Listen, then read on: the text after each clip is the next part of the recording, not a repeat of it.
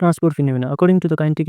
theory of gases, the molecule of gas are in a state of thermal agitation. Thermal agitation भनेको चाहिँ continuous and random motion of particle due to thermal energy. And the gas therefore attains a steady state or equilibrium state by transporting momentum, heat, thermal energy, and mass from one layer of gas to another layer, giving rise to the viscosity, conductivity, and diffusion respectively. And the phenomena is called transport phenomena. The transport phenomena occurs only in non-equilibrium state of gas. Okay, so transport phenomena भनेको चाहिँ कुनै कुरालाई transport गर्नु जस्तो केही कुरा हामी transport गर्न सक्छौँ मोमेन्टम हिट थर्मल इनर्जी अथवा मास यिनीहरूलाई चाहिँ हामीले ट्रान्सपोर्ट गर्नलाई नै हामीले ट्रान्सपोर्ट फिनोमिना भनेर भनेको छौँ। अब अलग अलग कुरा ट्रान्सपोर्ट हुँदाखेरि अलग अलग कुरा हुन्छ जस्तो ट्रान्सपोर्टिङ मोमेन्टम यो मोमेन्टम ट्रान्सपोर्ट हुँदाखेरि चाहिँ हाम्रो भिस्कोसिटीको राइज हुन्छ जब भिस्कोसिटी देखिन्छ अनि हिट ट्रान्सफर हुँदाखेरि हाम्रो कन्डक्टिभिटी देखिन्छ अनि यो चाहिँ हाम्रो मास ट्रान्सफर हुँदाखेरि चाहिँ हाम्रो यो डिफ्युजन देखिन्छ अनि हामी यो तिनटै केसलाई डिटेलमा हेर्नेछौँ। सुरुमा भिस्कोसिटी हेरौँ जो चाहिँ हाम्रो ट्रान्सपोर्ट मोमेन्टमको लाग्दाखेरि देखिने गर्दछ। अब यो भिस्कोसिटी चाहिँ हाम्रो के भन्छ भन्दाखेरि the different layers of non equilibrium gas may have different velocities अलग अलग लेयर्सको अलग अलग भेलोसिटी हुनसक्छ भनेर भनिएको छ। अनि ग्यास चाहिँ नन इक्विलिब्रियममा हुनुपर्छ नि फेरि अनि त्यस पछाडि this will result the relative motion of different layer with respect to one and in such case the layer moving faster will impart momentum to the layer moving slow to bring about an equilibrium state. Okay, so दुईवटा लेयरलाई हामीले देखाइ पनि सकेका छौँ। यो दुईवटा layer जो चाहिँ हाम्रो माथिको लेयरले चाहिँ तलको लेयर को रिलेटिभ मोसनलाई एकदम कम गराउन खोज्छ अनि तलकोले माथिलाई पनि कम गराउन खोज्छ। यो केसमा चाहिँ जो लेयर फास्ट मुभ भइरहेछ नि त्यसले चाहिँ स्लो हुनेलाई चाहिँ फास्ट लगाउन खोज्छ अनि स्लोवालाले चाहिँ फास्टै स्लो गराउँछ होइन। जस्तो अब माथिको जुन लेयर छ यदि फास्ट गइरहेको छ तलको लेयर छ यो स्लो गइरहेको छ भने फास्टले तललाई स्लोकोवालालाई फास्ट गर्न खोज्छ भने तलकोले माथिलाई स्लो गर्न खोज्छ होइन। यो प्रोसेस छ अनि त्यस पछाडि के भनेको छ भन्दाखेरि thus the transport of momentum gives rise to phenomena of viscosity र यही फिनोमिनाले चाहिँ भिस्कोसिटीलाई राइज दिन्छ भिस्कोसिटीको जन्म हुन्छ। र कन्सिडर लेयर एबी जो हामी लेयर कन्सिडर गरेको छौँ एबी भन्ने यो बी लेयरलाई कन्सिडर गरेको छौँ moving with drift velocity V situated distance Z from O, all the molecule in this layer have the same drift velocity. Consider two more different layers, EF and C and CD, just above and below AB, respectively at distance A equal to the mean free path of the molecule. अब यहाँ चाहिँ सबै कुराले describe गरेको के कता छ भन्ने कुरालाई हामीले इएफ र सिडी भन्ने पनि हामीले दुईवटा लेयर लिइसकेका छौँ। यो चाहिँ लेयर हो क्युब होइन, यो चाहिँ पहिलो लेयर दुईवटा दोस्रो लेयर तेस्रो लेयर हो अनि यो लेयरलाई हामीले यसरी डिस्क्राइब गरेका छौँ जसमा चाहिँ हाम्रो भेलोसिटी भी चाहिँ यहाँ बी हुन्छ यहाँ चाहिँ v plus dv by dz हुन्छ अनि ल्याम्डा अनि यहाँ v minus t by dz lambda हुन्छ। So that the molecule moving vertically up or down to a certain collision while moving and between the layers. The velocity of the gas in this layer EF is equal to V plus dV by dz lambda मैले अघि नै भने त्यो फिगरमा हाम्रो velocity जुन EF भनेर हामीले माथि बनाएको अरे त्यसमा चाहिँ अलिकति भेलोसिटी बढी हुन्छ। हामीले के मानेको छौँ माथिको लेयर अलिक फास्ट गइरहेको छ भने यदि हामीले सोच्यो भने त्यसमा भेलोसिटी अलिकति बढी जाला र तलको लेयरमा अलिकति भेलोसिटी कम जाला भने तलको लेयर सिडीमा भी माइनस डिभी बाई डिजेड ल्याम्डा भनेर राखेका छौँ हामीले होइन। अब यसमा चाहिँ डिभी बाई डिजेड ल्याम्डा यो डिभी बाई डिजेड ल्याम्डा नै हामीले यहाँ राखेका छौँ जसमा हामीले माथिको लेयरमा भी plus dv by dz lambda तल डिभी बाई डिजेड माइनस ल्याम्डा यो जुन छ हामीले अलिकति भीमा चाहिँ अलिकति डिभी चाहिँ हाम्रो बढ्छ भन्ने कुरा हामीले देखाएको जेडको रिस्पेक्टमा अनि ल्याम्डा चाहिँ मल्टिप्लाई हुन्छ ल्याम्डा भनेको हामीले मिन फ्री पाथ जो दुईवटा लेयरको बिचमा छ अनि यहाँ चाहिँ भी माइनस डिभी बाई डिजेड ल्याम्डा जो चाहिँ हामीले यहाँ ल्याम्डाको रिस्पेक्टमा अलिकति भेलोसिटी घटेको छ डिभीले जो चाहिँ जेडको रिस्पेक्टमा हामीले राखेका छौँ। सो त्यस पछाडि के भनेको छ भन्दाखेरि due to the thermal agitation the gas molecule are moving in all direction thus the average number of the molecule along any one positive or negative axis will be 1/6 of the total number of molecule in the gas भनेको चाहिँ हाम्रो यो thermal agitation भइरहेको हुनाले चाहिँ gas चाहिँ माथि तल साइड दायाँ बायाँ जता पनि भइरहेको छ। हामीसँग छ तिनवटा एक्सिसको तिनवटा पोजिटिभ जस्तो हाम्रो 3Dमा चाहिँ तिनवटा एक्सिस हुन्छ तिनवटा एक्सिस चाहिँ तिनवटा पोजिटिभतिर अनि तिनवटा चाहिँ नेगेटिभतिर भएर छवटा डिरेक्सन हुन्छ जतातिर एउटा ग्यास फ्लो गर्न सक्छ। यदि फ्रिडमली उसले फ्लो गर्न सक्छ भने छवटा डिरेक्सनमा ग्यास फ्लो गर्न सक्छ भने यदि हामीले त्यो ग्यास चाहिँ छवटा डिरेक्सनमा ननापेर सुरुमा चाहिँ हामीले एउटा डिरेक्सनमा नापेर अनि पछि त्यसलाई छवटा डिरेक्सनमा गरेको भनेर भन्न सक्छौँ। सुरुमा हामीले एउटा डिरेक्सनमा नाप्दाखेरि चाहिँ हामीले स्मल एनलाई के भन्यो भन्दाखेरि number of molecules per unit volume concentration अनि एम भनेको चाहिँ mass of electron of each molecule C भनेको चाहिँ average velocity of light velocity of molecule अनि गिभन टेम्परेचर अफ ग्यास भनेर मान्यो भने number of molecule passing downward from EF to CD per unit area of the AB in 1 second एक सेकेन्डमा त्यो माथिको लेयरबाट तलको लेयरमा कति ग्यास चाहिँ पास भइरहेको छ कति नम्बर अफ मोलिक्युल पास भइरहेको छ भन्ने कुरा चाहिँ हामीले एनसी बाई 6ले देखाउन सक्छौँ किनकि हाम्रो एन भनेको number of molecules per unit volume हो सी भनेको भेलोसिटी हो 6 भनेको चाहिँ एउटा डिरेक्सनमा गइरहेको हुनाले चाहिँ 1/6ले हामीले के गरेको मल्टिप्लाई गरेको।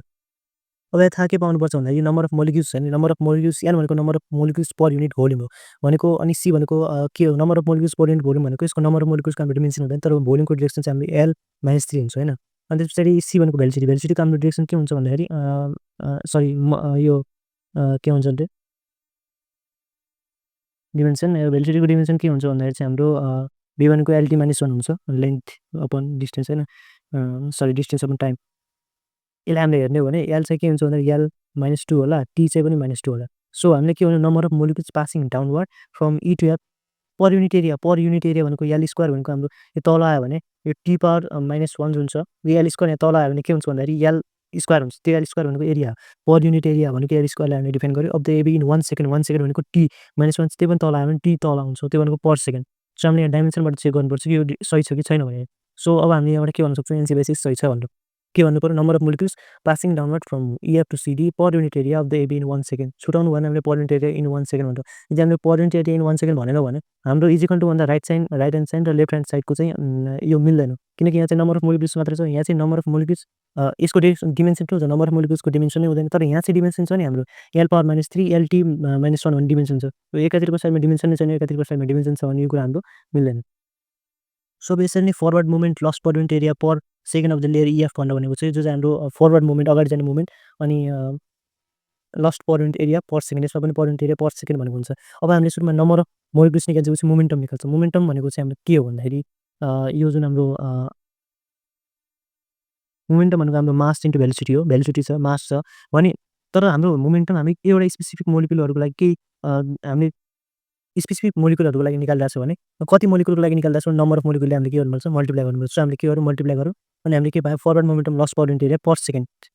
अझ यहाँ पनि per unit area per second आएको छ। हामीले यहाँबाट पनि डिमेन्सन चेक गर्न सक्छौँ राइट छ छैन भनेर यो चाहिँ राइट हुन्छ। यसरी नै हामीले number of molecules passing upward from CD to EF होइन अब तलदेखि माथि गइरहेको छ त्यो लेयरमा अनि per unit area of the layer AB in second 1 second भनेको 1 सेकेन्डमा चाहिँ हाम्रो कति भइरहेको छ भन्दा NC6 होइन यो चाहिँ अब तलबाट माथि जाँदाखेरि अनि त्यस पछाडि हामीले अब यता हेर्न सक्छौँ नेट मोमेन्टम अथवा त्योभन्दा अगाडि फरवर्ड मोमेन्टम गेन्ड अब चाहिँ अघि हाम्रो फरवर्ड मोमेन्टम लस्ट हो है किनकि माथिको जुन त्यो हाम्रो त्यो थियो यो जुन जस्तो हाम्रो माथि थियो एउटा चाहिँ हाम्रो तल थियो होइन मेरो चाहिँ हाम्रो बिचमा थियो उयो माथिको तल आइरहेको छ माथिको बढी स्पिडमा होला तल कहिले कम स्पिडमा होला भने माथिको तल आउँदाखेरि चाहिँ उसले के गर्नु पर्यो फरवर्ड मोमेन्टम के हुने भयो अब हाम्रो यहाँ लस्ट हुने भयो किनकि यो चाहिँ तलकोले घटाउन खोजिरहेको छ। फरवर्ड मोमेन्टम गेन कति बेला हुने भयो जति बेला यो तलको हाम्रो के भइरहेको छ माथि भइरहेको छ होइन त्यसले चाहिँ माथिकोले तललाई अलिकति मोमेन्टम गेन दिने भयो किनकि माथिको स्पिडमा छ भन्ने हामी सोचिरहेको छौँ। अब मोमेन्टम नेट मोमेन्टम भनेको कति हुने भन्दाखेरि हाम्रो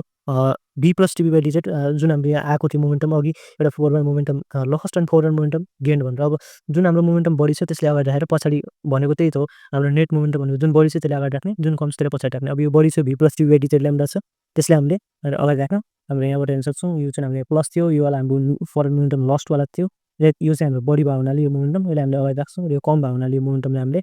यो मोमेन्टमलाई पछाडि राख्छौँ अनि त्यसबाट हामीले 1/3 MNC ल्याम्डा DB/dz भनेर निकाल्छौँ। अब यो जुन निकाल्यो यसमा हामीले त्यस पछाडि भनेको चाहिँ layer CD below AB gains some amount of momentum hence the layer EF above the AB tends to accelerate its motion and the layer CD below AB tends to retard its motion। So त्यसले भन्नु खोजेको के भन्दाखेरि हामीले त्यहाँबाट के देख्यो भन्दाखेरि जुन EF छ यसले चाहिँ यो CD लाई मोमेन्टम दिन्छ होइन अगाडि बढाउनको लागि भने CD ले चाहिँ EF को मोमेन्टमलाई रिटार्ड गर्छ भनेको रोक्छ हो यति कुरा भन्नु खोजेको। र हामीले अर्को कुरा के थाहा छ भन्दाखेरि backward dragging force per unit area or gain और loss of momentum per unit area चाहिँ के हुन्छ हाम्रो इक्वल हुन्छ किनकि ब्याकवर्ड ड्र्यागिङ फोर्स जो हामीले न्युटनले दिएको थियो त्यो र हाम्रो गेन और loss of momentum per unit area per second चाहिँ हाम्रो इक्वल हुन्छ। यसमा पनि per unit area per second भन्ने कुरा ध्यान दिनुपर्छ। अनि त्यस पछाडि हामीले यो जुन हामीले यो गेन और लस अफ मोमेन्टम जुन हामीले निस्किसकेको छ त्यो कुरालाई चाहिँ हामी पुट गर्ने हो भने 1/3 MNC ल्याम्डा DB/dz भनेर हामीले पुट गर्ने हो नि फोर्स यो फोर्स भनेको हाम्रो इटा DB/dz हुन्छ है र इटा DB/dz माइनस इटा A DB/dz हुन्छ तर हाम्रो एरिया पर युनिट एरिया भएको हुनाले एरिया चाहिँ हामीले लेख्दैनौँ युनिट एरिया भनेको एरिया 1 होइन अनि त्यसपछि माइनस हुँदैन किन हुँदैन भन्दाखेरि हामीले यो रिटार्ड हुने फोर्स नै निकालिरहेको छ हाम्रो चाहिँ हाम्रो यो के कन्डिसन हो भन्दाखेरि जस्तो हामीले पोइजरस इक्वेसनहरू गर्दाखेरि चाहिँ त्यसले चाहिँ माइनस लिएको थियौँ किनकि हामी त्यो फोर्सको अगेन्स्टमा थियो हामी चाहिँ त्यो फोर्सको जुन हामी प्रेसर दिइरहेको थियो त्यो फोर्सको दुईवटा फोर्स हुन्छ दुईवटा फोर्समा एउटा फोर्स चाहिँ पोजिटिभ छ भने अर्को फोर्स नेगेटिभ यो ब्याकवर्ड ड्र्यागिङ फोर्स चाहिँ ठ्याक्कै जहिले पनि नेगेटिभ हुने तर यो केसमा चाहिँ यो फोर्स पोजिटिभ हुन्छ किनकि यो फोर्समा हाम्रो नेट मोमेन्टम लस्ट भइरहेको छ नि त होइन यहाँनिर हाम्रो नेट मोमेन्टम लस्ट भइरहेको भने त्यो जुन त्यो रोक्ने कुरा छ नि त्यो चाहिँ रोकिनै राखेको छ क्या हामीले त्यसरी बुझ्न सक्छौँ। यहाँ पनि मैले अलिकति डिस्क्राइब गरेको छु हामी चाहिँ त्यो फोर्सको अगेन्स्टमा छैनौँ हामीले चाहिँ त्यो सो फोर्स चाहिँ नेगेटिभ हुँदैन ओके। सो नेगेटिभ नहुने हुनाले इटा DB/dz भनेको यो हुने भयो यहाँबाट इटाको भ्यालु निकाल्नु भनेको 1/3 रो अनि त्यसपछि हाम्रो C/ल्याम्डा र हाम्रो C भनेको के हुन्छ average velocity of a molecule at a given temperature भनेर हामीले C लाई भन्छौँ ल्याम्डा भनेको मिन फ्री पाथ रो भनेको हाम्रो डेन्सिटी हुन्छ जसलाई हामीले MC पनि भन्छौँ। र जस्तो कि हामीलाई थाहा छ कि यो जुन हाम्रो कोफिसिएन्ट अफ भिस्कोसिटी इटा हुन्छ त्यो चाहिँ directly proportional to the square root of the temperature हुन्छ। So eta is directly proportional to root of T भने इटा डजन्ट डिपेन्ड अन प्रेसर अनि टेम्परेचरसँग चाहिँ रुट अफ T मा प्रोपोर्सनल हुन्छ।